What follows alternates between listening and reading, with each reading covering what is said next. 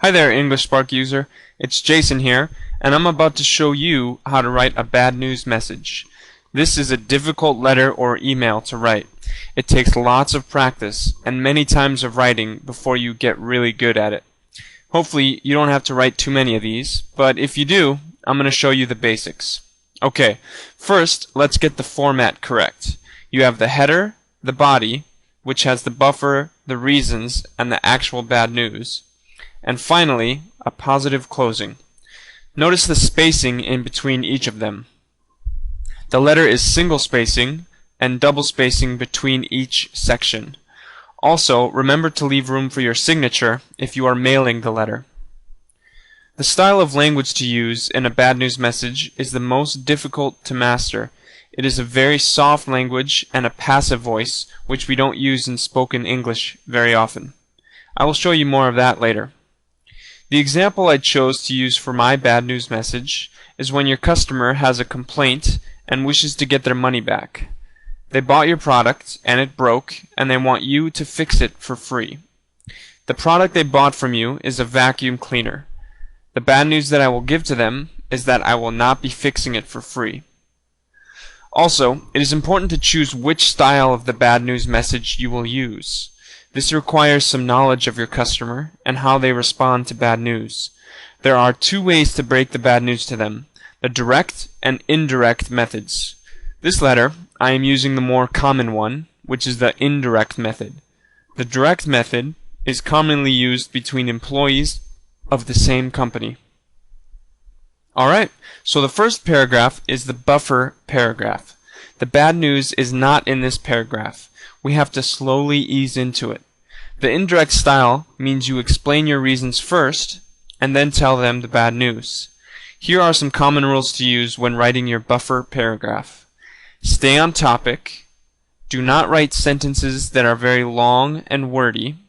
Stay neutral and don't use the negative words like no.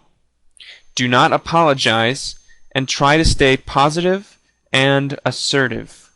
Also, use the kissy kissies and the you attitude in this buffer section. This is how I did it for my customer. Thank you for your letter regarding your super suction vacuum. Campbell Enterprises agrees with you that electronics should be quality built and durable. That is why we offer our 60-day warranty on all our vacuums. The next paragraph is where you explain your reasons. The main reason is that their vacuum is past the warranty limit. So, I softly explain that here. You want to be clear and give good details for the reason of your bad news. The way I wrote it leaves the decision up to the customer and puts our policy in a positive aspect.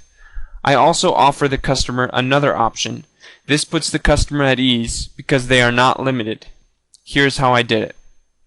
Even though the vacuum is past the 60-day warranty, we can still help you out. Please carefully pack your vacuum and ship to our office in Cambridge. Do not forget to include your name, address, and a short description on what the malfunction is and how it developed. Also, please include a check for the amount of $45. One of our technicians will examine the unit and determine the parts and labor needed to repair the vacuum.